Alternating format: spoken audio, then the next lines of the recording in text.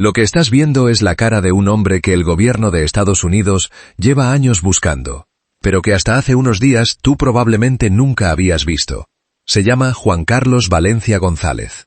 Y según lo que confirmó Omar García Harfuch este martes 16 de junio, en la conferencia matutina de la presidenta Claudia Sheinbaum, este hombre es ahora uno de los líderes regionales más fuertes que tiene el cártel Jalisco Nueva Generación. No es un soldado más. No es un operador de bajo nivel. Es, según las propias palabras de Harfuch, uno de los líderes más fuertes que el cártel tiene. Y lo que casi nadie sabe, es de dónde viene ese poder. Esto ya lo sabes. El Mencho, Nemesio Oseguera Cervantes, murió. Fue abatido el 22 de febrero en un operativo en Jalisco, y con su muerte, se cerró uno de los capítulos más sangrientos del crimen organizado, México. Eso ya te lo contaron 1000 veces.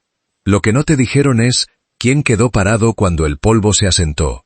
Y la respuesta, según las autoridades mexicanas y estadounidenses, tiene un apellido que conecta directo con la familia del propio Mencho. Juan Carlos Valencia González es hijo de Rosalinda González Valencia. Ella fue esposa de El Mencho, así que Valencia González es su hijastro. Pero hay un detalle que cambia toda la lectura del personaje. Rosalinda González Valencia es integrante del clan de los Queenies, el brazo financiero histórico del CJNG. O sea, este hombre no llegó al poder por matar a la persona correcta en el momento correcto. Llegó por sangre, por dinero y por estructura familiar. Es hijo del dinero del cártel, y fue criado bajo el ala del hombre más violento de la última década en México. Y aquí va el primer dato que te va a sorprender. Juan Carlos Valencia González nació en California. Es ciudadano estadounidense. El hombre que ahora controla territorios completos del Bajío y el Pacífico para una de las organizaciones criminales más violentas del continente, tiene pasaporte americano. Y eso no es un detalle menor, porque complica algo que tú das por hecho. La forma en que Estados Unidos puede actuar contra él. Pero vamos a lo que de verdad importa. Lo que las autoridades llevan meses tratando de entender, cómo se queda al frente un cártel después de que matan a su fundador. Porque eso no pasa solo. Eso se negocia, se pelea o se hereda. Y en este caso, según reportes periodísticos del Wall Street Journal citados por medios mexicanos, lo que ocurrió fue lo segundo. Una herencia silenciosa, calculada, que evitó una guerra interna que hubiera destrozado al cártel desde dentro. A finales de febrero, antes de que se conociera el nombre de Valencia González, Harfuch ya había hablado de esto. Dijo que había 4 posibles sucesores del Mencho bajo investigación, y que 2 de ellos eran los favoritos para tomar el control del grupo criminal. No dio nombres. Los guardó. Y durante semanas, mientras el país se preguntaba quién iba a quedarse con el control del CJNG, la respuesta ya estaba ahí, circulando en reportes de inteligencia que no se hicieron públicos. Eso es lo que las autoridades llaman manejar la información con cuidado. Tú lo puedes llamar como quieras. La respuesta ya la tenían y no te la dijeron. Acusado formalmente en una acusación federal presentada el 8 de octubre de 2020 ante un tribunal de distrito de Estados Unidos. Conspiración y distribución de una sustancia controlada con el propósito de importarla ilegalmente a territorio estadounidense. 5 años antes de convertirse en la figura que Harfuch nombró en una conferencia de prensa, Valencia González ya estaba en la mira de fiscales federales en Estados Unidos. Lo que cambió no fue su historial. Lo que cambió fue su posición dentro del organigrama. Y aquí entra el segundo apodo que tienes que aprender. Le dicen el R3 o el 03. También circula el alias El Pelón. 3 nombres para un solo hombre que, hasta hace pocos meses, prácticamente no aparecía en ninguna nota periodística mexicana. Con nombres que se repiten en documentales y noticieros desde hace años. Este hombre operó en las sombras, construyendo poder, mientras todos los reflectores apuntaban a su padrastro. Pero hay un dato que conecta a Juan Carlos Valencia González con algo que tú sí recuerdas. Algo que pasó en la Ciudad de México, y que en su momento sacudió al país entero. Se le vincula directamente con el ataque contra Omar García Harfuch ocurrido en 2020, cuando Harfuch era secretario de Seguridad de la capital. Es decir, el hombre que hoy, como secretario de Seguridad y Protección Ciudadana a nivel federal, confirma públicamente que Valencia González es uno de los líderes más fuertes del CJNG. Es el mismo funcionario que años atrás sobrevivió a un atentado armado vinculado a esa misma persona. Si eso no es ironía, no sé qué es. Ahora viene el dato que cambia la dimensión de todo esto. El gobierno de Estados Unidos, a través del Departamento de Estado y con apoyo de la DEA, ofrece una recompensa de hasta $5 millones por información que conduzca al arresto o detención de Juan Carlos González Valencia. No es una cifra nueva. Algunos reportes indican que la ficha de búsqueda contra él se emitió desde 2021. $5 millones. La misma cantidad que en su momento se ofreció por información sobre el Mencho. Eso te dice algo sobre cómo lo están clasificando las agencias estadounidenses. No como un sucesor temporal, sino como una amenaza al mismo nivel que el hombre que lo crió. Y aquí es donde la historia se pone más interesante. Porque no todo mundo dentro del CNG aceptó tranquilamente que Valencia González tomara el control. Según el reporte del Wall Street Journal, tras la muerte del Mencho, González Valencia comenzó a asumir el control y evitó un enfrentamiento directo con otros jefes de la organización. Entre ellos, Audias Flores Silva, conocido como el jardinero. Evitar un enfrentamiento no significa que no hubiera tensión. Significa que, por ahora, ganó la opción de la negociación sobre la opción de la guerra. Pero en el mundo del crimen organizado, esas treguas casi nunca son permanentes. Los analistas que siguieron el caso identificaron factores que le dieron a Valencia González lo que llamaron legitimidad para encabezar el cártel. Su parentesco directo con la familia del fundador, su conexión con el aparato financiero de los Queenies y su capacidad para conducir lo que describieron como una transición pacífica.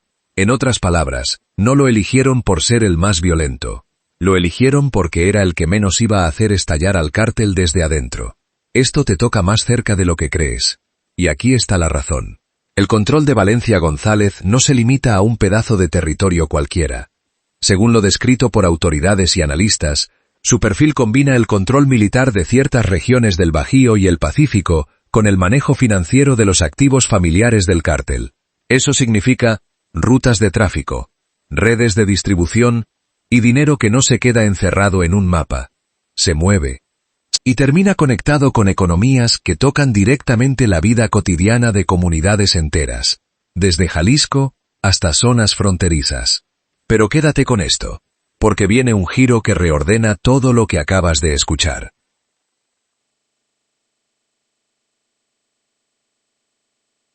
A pesar de los nombres, los alias y la recompensa de $5 millones, las autoridades mexicanas no han confirmado oficialmente que Valencia González sea, en este momento, el líder único y absoluto del CJNG. Lo que Harfuch confirmó el 16 de junio fue algo más específico, que es uno de los líderes regionales más fuertes que mantiene operando al grupo criminal. No dijo el jefe máximo, dijo uno de los líderes más fuertes. Esa diferencia no es casualidad. Y tiene una explicación que pocos están contando. El CJNG, según explicó el propio Harfuch en esa misma conferencia, logró reorganizarse después del operativo del 22 de febrero, el día en que murió el fundador. Pero esa reorganización no significó que un solo hombre tomara todas las riendas como antes lo hacía el Mencho. Lo que describió Harfuch fue una estructura operativa basada en líderes regionales. Es decir, el cártel se fragmentó en mandos territoriales, cada uno con su propio control sobre zonas específicas. Valencia González es uno de esos mandos, posiblemente el más fuerte, pero no necesariamente el único que decide. Esto cambia por completo la imagen que probablemente tenías del crimen organizado en México. No es una pirámide con un solo vértice, es algo más parecido a una red de poder repartido, donde varios hombres controlan piezas distintas del mismo aparato criminal, y donde la muerte del fundador no significa el colapso de la organización, sino su mutación en algo más difícil de identificar, más difícil de decapitar con un solo golpe. Y aquí está el segundo giro. El que de verdad debería preocuparte. Harfuch fue directo en esa conferencia. El hecho de que el CJNG se haya reorganizado no quiere decir que el grupo haya desaparecido. Esas son palabras textuales del secretario. El cártel sigue activo. Mantiene, según sus propias palabras, alta peligrosidad en territorio mexicano. La muerte de El Mencho, el golpe que se celebró como un triunfo histórico contra el crimen organizado, no apagó la maquinaria.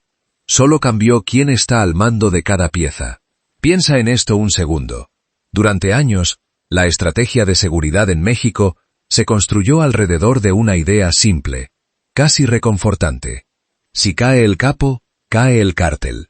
Es la lógica detrás de cada operativo de alto perfil, cada captura mediática, cada narco más buscado que ves en las noticias. Pero lo que está pasando con el CJNG, después de la muerte de El Mencho, demuestra justo lo contrario. La organización no dependía de una sola persona para sobrevivir. Dependía de una estructura familiar, financiera y territorial que sigue intacta, solo repartida entre nuevas caras. Ahora, volvamos a Juan Carlos Valencia González. Porque hay un dato adicional revelado por Harfuch en esa misma conferencia que conecta al CJNG con otra organización que tú conoces bien. El secretario reveló que El Mencho financiaba a los Chapitos, los hijos del Chapo Guzmán que hoy lideran una facción del cártel de Sinaloa. Y según lo que dijo Harfuch, esa alianza terminó después de la muerte del Mencho. Eso significa que la guerra entre cárteles en México no solo se trata de territorio. También se trata de dinero que fluye entre organizaciones rivales, alianzas que se sostienen mientras conviene, y que se rompen en el momento exacto en que el patrón que las sostenía deja de existir. Y eso nos lleva a la pregunta que de verdad debería inquietarte. Si El Mencho financiaba a un grupo rival como los Chapitos, y esa relación terminó con su muerte, ¿qué pasa ahora con ese dinero, con esas rutas, con esos acuerdos? La respuesta corta es que nadie lo sabe con certeza todavía. Pero la respuesta larga es más incómoda. Cuando una alianza de ese tamaño se rompe, alguien tiene que llenar el vacío. Y la historia del narcotráfico en México enseña que esos vacíos casi nunca se llenan con diplomacia. Volvamos al hombre del centro de esta historia.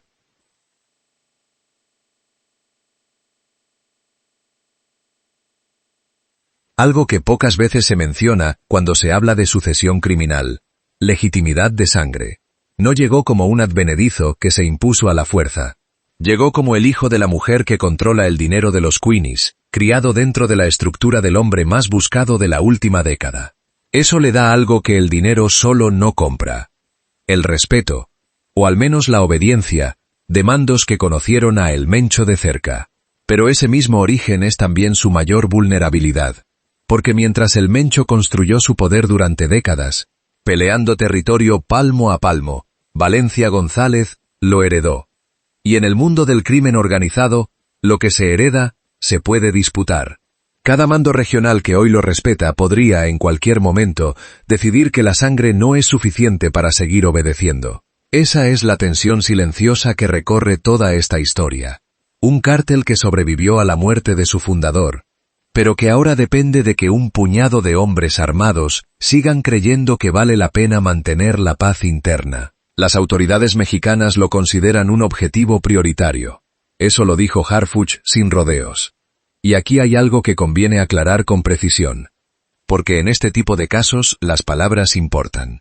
Distintos medios se refieren a Valencia González como presunto hijastro de El Mencho. La relación familiar ha sido confirmada por las propias autoridades en la conferencia del 16 de junio. Pero su responsabilidad penal en los delitos que se le imputan, tanto en México como en Estados Unidos, sigue un proceso legal que no ha concluido con una condena. Eso no cambia la gravedad de lo que enfrenta. Cambia cómo debe contarse.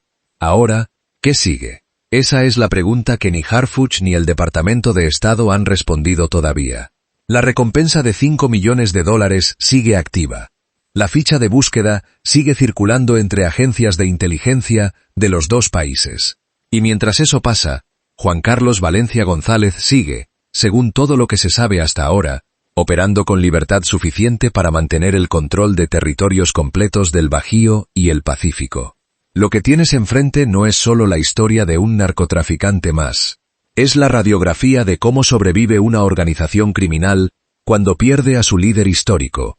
No con un colapso, sino con una sucesión calculada, protegida por lazos de sangre y dinero que el Estado mexicano y estadounidense todavía no logran desarticular del todo. El Mencho está muerto. Pero la estructura que construyó, con los Queenies financiando, con mandos regionales repartiendo el territorio, y con su propio hijastro al frente de una de las piezas más fuertes, sigue funcionando. Y la pregunta que queda flotando, la que ni Harfuch contestó esa mañana en la conferencia, es la que tú te tienes que hacer ahora. Si el gobierno ya sabe quién es, ¿dónde opera y cuánto vale su cabeza? ¿Qué falta para que la captura sea real? Y no solo una recompensa más que se queda pegada en una ficha de búsqueda durante años.